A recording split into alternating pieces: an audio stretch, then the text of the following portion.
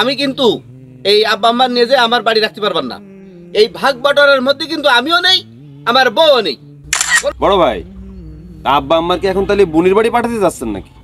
আমার সংসার বড় হয়ে যাচ্ছে, আর তাছাড়া আব্বা মার প্রতি তো আমাদের চারিভারি একটা দায়িত্ব কর্তব্য আছে। আমি ব্যস্ত মানুষ, আমার কি এভাবে বসে থাকার সময় আছে? আর বড় ভাই আমার বসায় রেখে বাড়ি মনে হয় নিজের কাজে ব্যস্ত হয়ে গেছে। আসার নামে তো কোনো খোঁজ খবর মনে হয় দেখছি। বড় ভাই, আপনি তো বুঝতেই পারছেন না, আমার অফিস আছে তো, তাড়াতাড়ি আসেন। আরে তা তুই বয়, তোর অফিসে কি? আমি আসতেছি তো বললাম, বয়। বসেন। ডেকেছেন তো স্যার ভাই, তার দুটো কই? আমার অফিস আছে, আমি এসে বসে থাকলাম।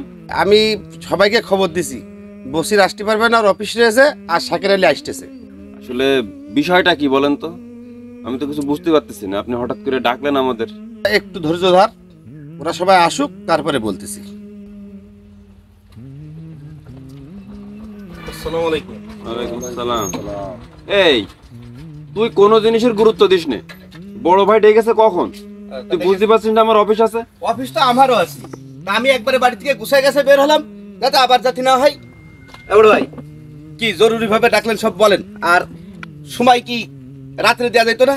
এই সকালবেলায় বলতে হবে, সবার ব্যস্ততার মধ্যে এই অফিসে যাবে সবাই। বয় বয় বয়, বলছি বয়। এবার বলেন, একটু তাড়াতাড়ি বলেন, আমি আর সময় দিতে পারছি না। বড় ভাই, এই ভূমিকা ছাড়াই কথা শুরু করেন দিনি। শোন, কথা হচ্ছে আব্বার মা নিয়ে। আব্বার মা এখন মুরব্বী হয়ে গেছে, দীর্ঘদিন আমার কাছে রয়েছে। আমরা তো 4টে ভাই, তোদেরও তো একটা দায়িত্ব কর্তব্য আছে। আপনি তো বড় ভাই, আব্বা মা আপনার কাছে রয়েছে, তা সমস্যা কি? আপনারও তো একটা দায়িত্ব কর্তব্য রয়েছে। শাকের তো ঠিকই বলেছে বড় ভাই, আব্বা আম্মা আপনার কাছে রয়েছে তো অসুবিধা কি? এতদিন থাকলো, সমস্যা হলো না, এখন কি হচ্ছে? শাকের আলী, আব্বা মা আমার কাছে রয়েছে, সমস্যা না। এখন বিষয়টা হচ্ছে যে আমি তো আসলে চাকরি বাকরি করি নে, তোরা তিনজনই চাকরি বাকরি করিস। আমার ওই সামান্য একটু ওই চালের ব্যবসা, এখন দ্রব্যমূল্য যে অবস্থা, তাতে করে আমার পক্ষে হিমশিম খেয়ে যেতেছে। আমার সংসার বড় হয়ে যাচ্ছে, আর তাছাড়া আব্বা মার প্রতি তো আমাদের চারিভারি একটা দায়িত্ব কর্তব্য আছে। তাহলে এখন আপনি কি বলতে চাচ্ছেন? এখন আব্বা মা তাহলে কোথায় যাবে? বড় ভাই, আব্বা আম্মার কি এখন তাহলে বুনির বাড়ি পাঠাতে যাচ্ছেন নাকি? আরে বুনির বাড়ি পাঠাতে হবে কেন? আমরা তো 4টে ভাই আছি নাকি? ও, তার মানে আপনি চাচ্ছেন আমরা 4 ভাই ভাগ করে নিই মা বাপের? এসব আমার বউ কিন্তু কিছু করতে পারবেন না। এই বাপ মার নিয়ে যে এই অঞ্চল আমি সহ্য করতে পারবেন না। তুই সবসময় বেশি বুঝিস। বড় ভাইকে ওইটা বলতে চাচ্ছি তোর? আগে বড় ভাইয়ের কথা শেষ করতে দে। শাকের আলী যেটা বলেছে সেটা সঠিক বলেছে।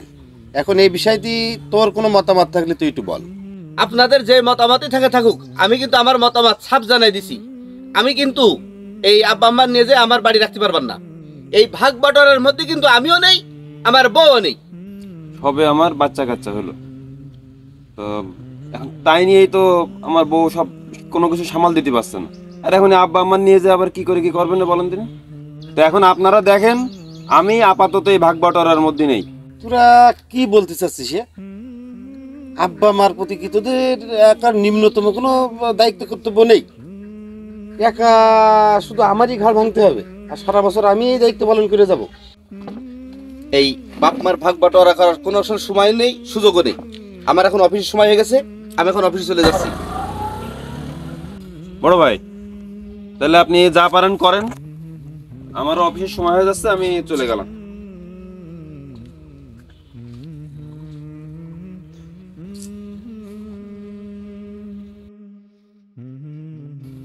জীবনটাই শেষ করে ফেলালাম ওই ছোট 3টে ভাইয়ের লেখাপড়া শিখতে যে, চাকরি দিতে যে, আর আজকে ওরা বাপ মার প্রতি কোনো দায়িত্ব কর্তব্য পালন করবে না। ওদের কোনো দায়িত্ব কর্তব্য নেই। না, এই বিষয়টা এভাবে হবে না। দেখি দেখি না হলে গ্রামের কিছু মুরব্বীদের নিয়ে বিষয়টা সমাধান করতে হবে।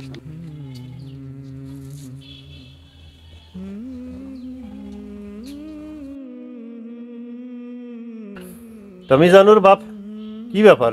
মাওলানা চাচা, আপনি তো আব্বার খুব ঘনিষ্ঠ বন্ধু, তা আব্বার নিয়ে একটু আমরা কয় ভাই একটু সমস্যা আছি, রাত্রি একটু বসতে চাচ্ছি, আপনার একটু থাকতে হবে না। তোমার আব্বার নিয়ে সমস্যায় মানে? তোমার আব্বার কি কয় ভাই ভাগাভাগি করবা নাকি? বিষয়টা ঠিক ওই রকমই চাচা। তো আপনি না থাকলে আমরা সমাধান করতে পারবেন না, আপনি একটু থেকে নেন। তবে এই বিষয়ে আমার থাকা সম্ভব হবে না। এটাই কোনো কল্যাণ বয়ে আনে না। বাপ মা এই ভাগাভাগির জিনিস না। কি করব চাচা, আমিও তো জানি, কিন্তু আমি যদি আর তিন ভাইয়ের মতো চাকরিজীবী হতাম তাহলে আমি মা বাপরে ভাগাভাগি করতাম না, আমি ওদের ভিতর দিতাম না।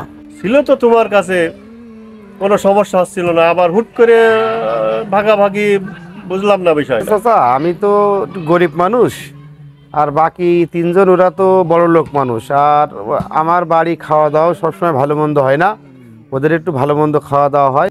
বোঝেন তো, মা বাপ এখন বুড়ো হয়েছে, আমার বাজার ঘাট আর আমার ভাই ভাগারের বাজার ঘাট মা বাপের মনে কি চাই, কিন্তু আমি তো সেইভাবে আসলে তাদের দিতে পারতেছি না। চাচা বাদ বাকি কথা রাত্রি হবে না, আপনি একটু থেকে নেন আমাদের সাথে। আপনি না থাকলে কিন্তু কোনো কাজে আমরা পারবান না চাচা, আপনি থেকে নেন। আমি এই বিষয়ের ভিতরে থাকবার না।